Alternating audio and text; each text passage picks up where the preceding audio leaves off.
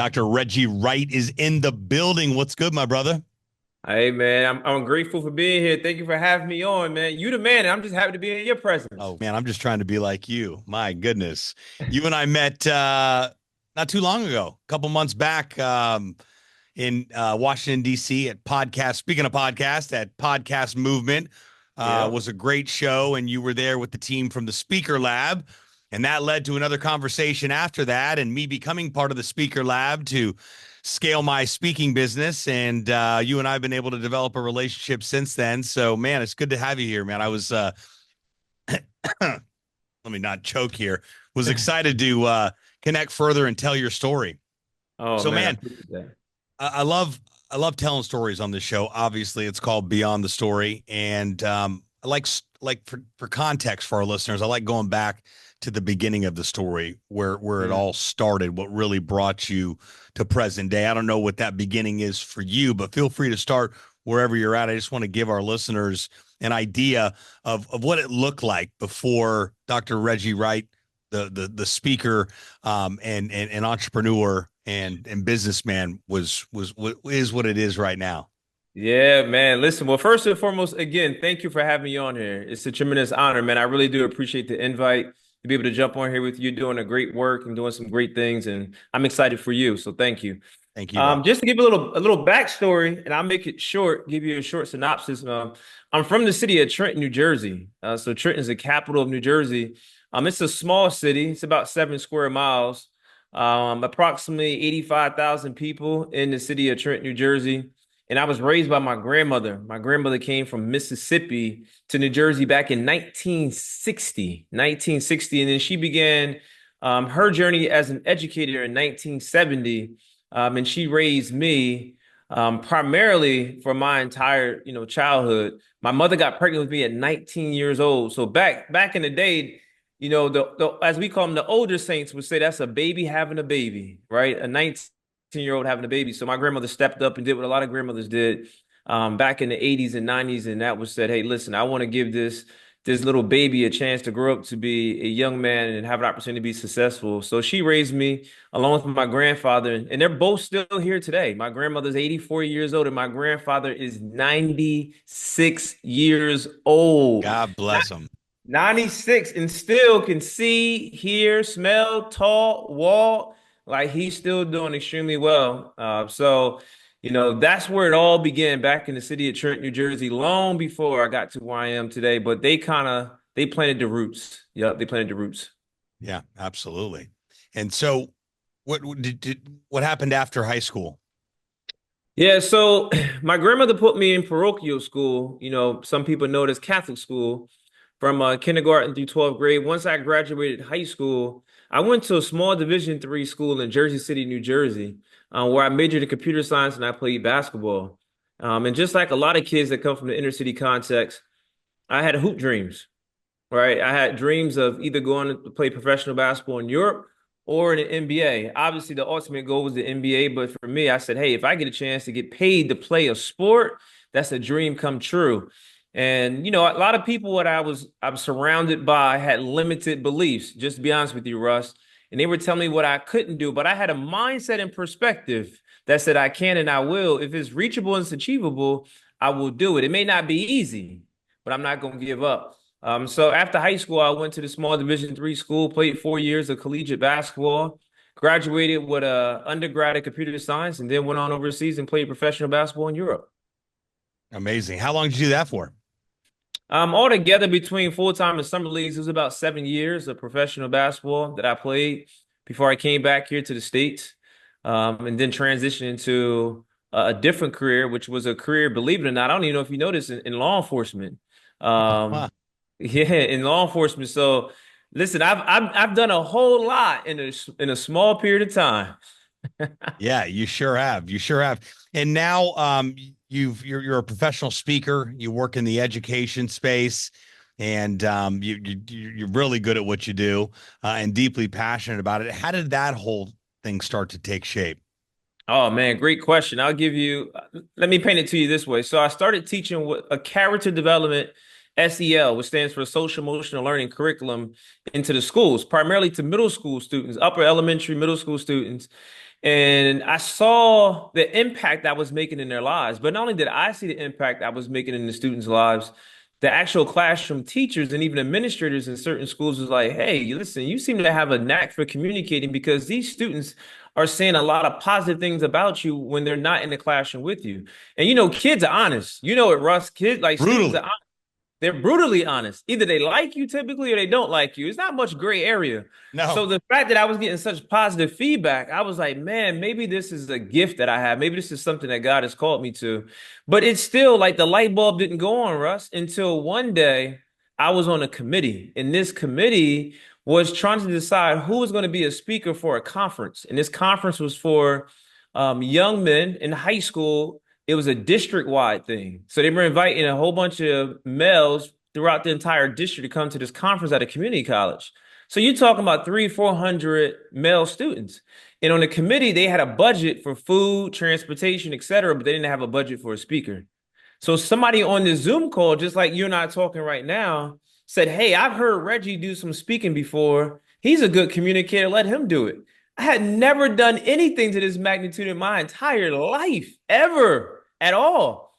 But peer pressure, right? We talk to kids about peer pressure. The Yeah. peer pressure got to your boy. The peer pressure got to me. And I'm like, okay, I agreed to do it. Well, it was 6 months out.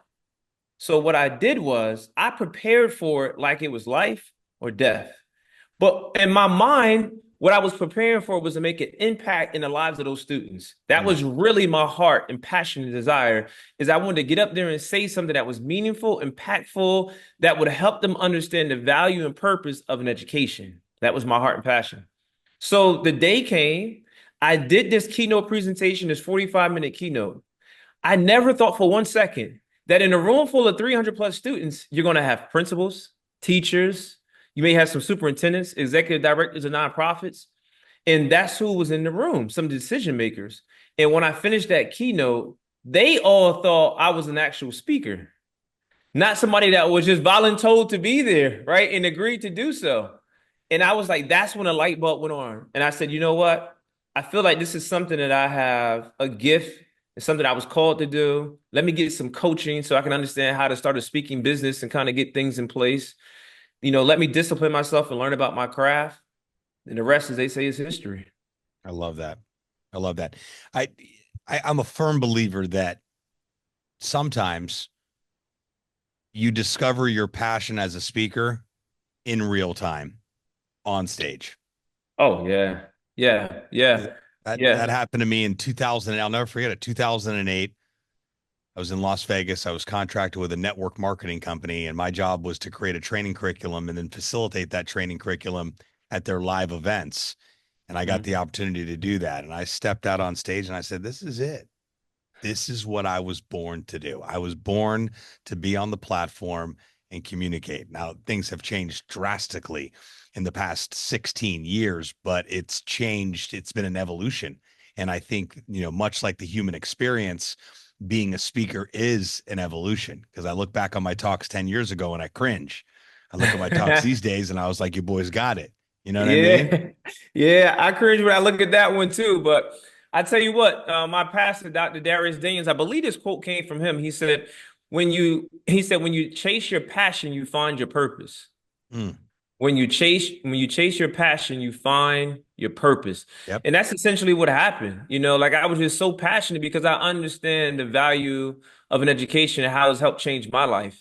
So if I could get students and educators to see the work that they do as educators, as administrators and teachers is so valuable, and I get the students to see how learning, intelligence, and character can change their whole life, the trajectory of their life.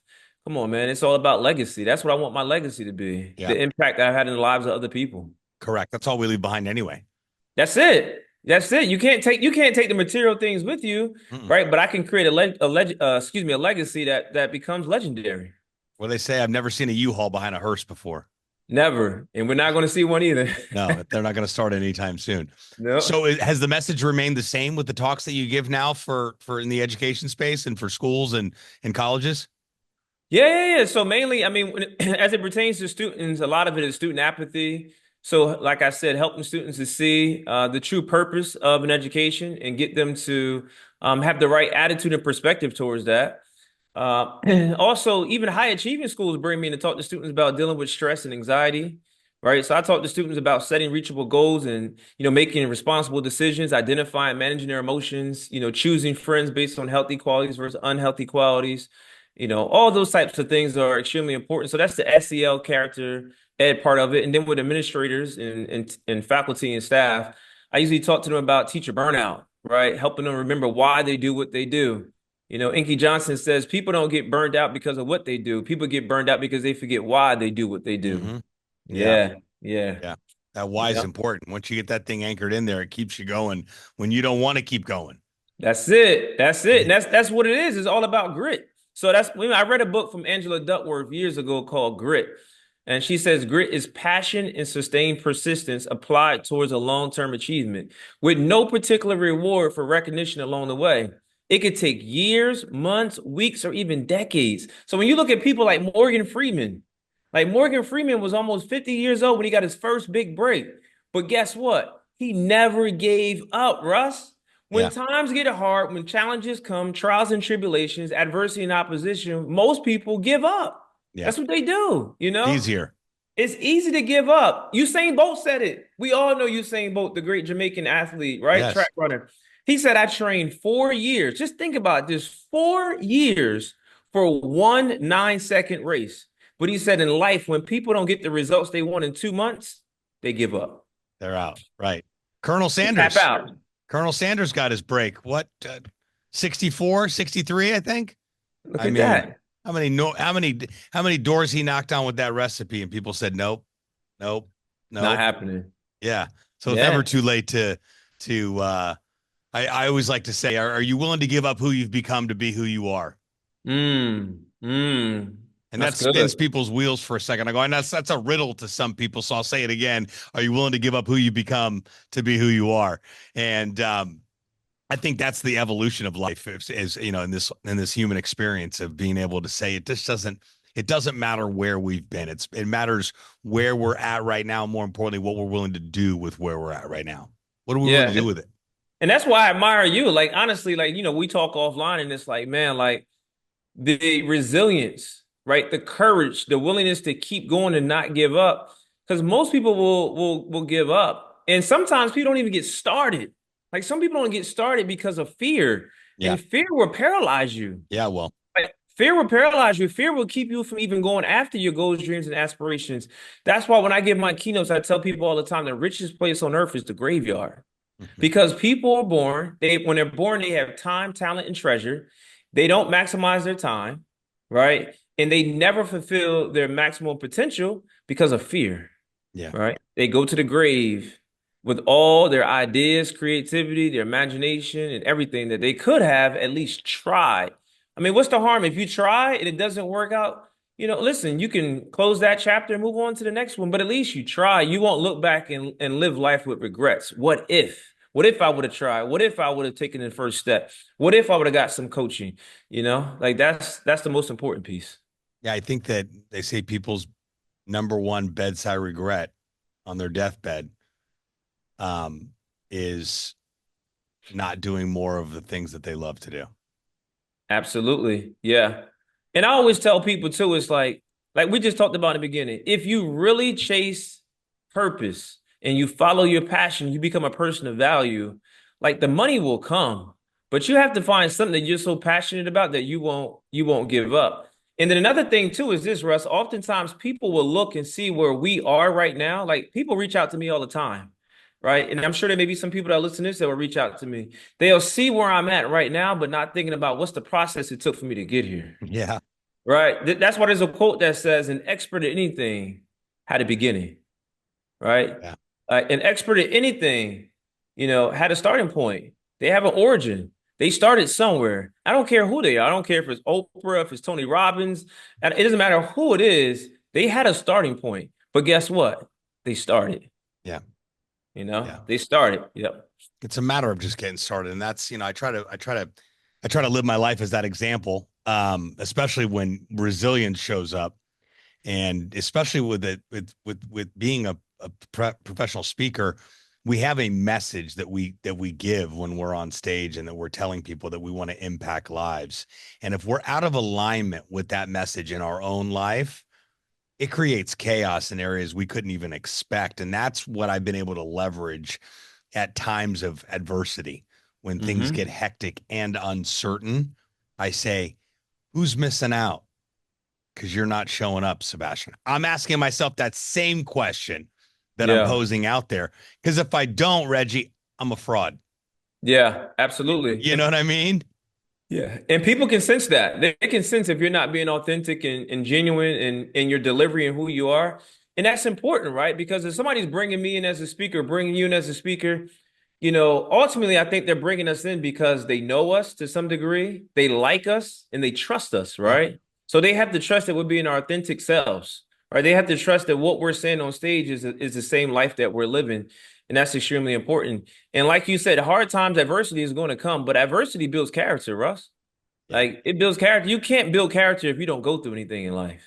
Yep. Like, it no matter if you're an athlete, if you're a speaker, if you're a doctor, if you're an educator, you're going to go through some things, and that builds character. As my friend, my great, close friend Monty Williams said, oftentimes what you want in life is on the other side of hard. You Yeah. know? There was never a mention of easy, No, no, ever. my grandmother would say if it was easy, everybody would do it, right? This is true. This is true. I posted that quote this morning. Tough Yeah. times don't last. Tough people do. People do. That's it.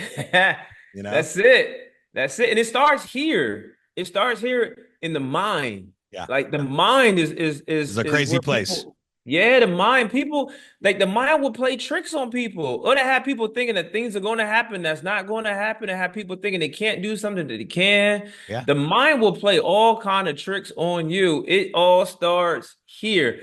Russ, I remember my son. My son is 14 now. But I remember when he was 12 and he was running cross country. At the time, he was in sixth grade. He's running cross country. And I think they were running like a 2 mile race or something like that. And he was almost to the finish line. And there was a kid coming behind him. And the kid was closing the gap. And I'm yelling at my son, Isaiah. I'm like, Isaiah, he's coming. Isaiah, he's coming. Trying to get my son to pick up the pace. Russ, this kid ran, closed the gap with my son. As he ran past my son, he touched him on the shoulders. I'm not lying. He touched my son on the shoulders and said, pain is only temporary. That's a mindset, Russ. That's a mindset. That 12-year-old had somebody had taught him, or he embodied a mindset that said, no matter what I'm feeling right now as I'm running this race, this 2 mile race, yes, I want to stop. Yes, my legs may be hurting. Yes, I'm breathing heavy. But you know what? The pain that I'm feeling is only temporary. He knows that what he wants is on the other side of hard. Right. Right. Just got to get there. You got to Yep. keep running. You can't stop. I always say you can't win the game if you're not in the game. If you're on the bench, you're not going to win the game. You have to That's get in it. the game and get there. So we're almost done with 2024, which is wild to say. What are you excited about for 2025? Oh man, listen, my mission and purpose stays the same. I'm excited to get back into these schools with these educators and these students and really impact them. Let them know that they have worth, they have value. Let the teachers and administrators know what they're doing is the real work. They are the real superheroes. As much as we like celebrities, man, these teachers are out here making a difference. And I want them to know that, what they do matters. And I want to really help them understand how they can build rapport, help them with classroom management, school and school culture and climate, and then help these kids again, man, just see that, it's not just learning, but it's the application of knowledge that is powerful. Listen, what you're doing, Russ, is because you've been able to gain some intelligence and now you're applying it. Yeah. You're helping people. People have a problem and you're going to help them solve that problem. So you're extremely valuable in the space that you occupy. And I just really want to help these kids and educators see that. So I'm excited to get back after it. Like just like I did in 2024, make an impact, empower, inspire, motivate. That's it. Love that. Love that. Well, man, it's a privilege to call you a friend and be connected with you. And I'm so grateful for the opportunity to get in the mix. with the Speaker Lab. I'm excited to see what's to come with 2025 in my speaking business as well, to get out there and inspire and motivate and differentiate and get people to just shift and do something different, because we had an experience together for a little bit of time on there. But man, I love what you're up to. I love your heart. I love your passion. I love the work that you do. The world needs more people like you. So it's a Oh, privilege thank to be you. connected with you. And I appreciate you taking some time out of your crazy busy schedule to hang out with me for a few minutes. Any final thoughts for our listeners? Oh man, if I would just say this, if anybody has a heart desire to speak, any aspiring speakers listening to this, I want to speak to the aspiring speakers for a second. I just want you to have the mindset that you can and that you will. If you have something to share, something that's powerful, if you have a story, if you have some shared experience, some life experiences, you can make a difference in the lives of not just hundreds but thousands of people. But you have to take action. It takes courage, right? And courage is not the absence of fear, but courage says, listen, I'm going to embody the traits that's necessary to go after my goals, dreams, and aspirations. So just have the courage, believe in yourself. If you need any help, you can reach out to me. I'm willing to, talk to you, give some coaching, mentorship, some guidance. You can find out more about me. My website is www.reggiewrightjr.com. That's reggiewrightjr.com. And you can find me on all social media platforms, Dr. Reggie Wright Jr. That's Dr. Reggie Wright Jr. That's all I Love got, it. bro. I'll include all those links in the description, the show notes of this episode. Make it easy for you listeners that may be tuning in, want to connect with. I highly recommend that you connect further with Dr. Reggie. Well, thanks again, my brother. It's been a pleasure. I enjoyed our conversation. I'm wishing you a blessed holiday season and a very, very prosperous 2025. I appreciate that, man. Thank you so much for having me on here. Appreciate you, brother. My pleasure. Until next time, friends.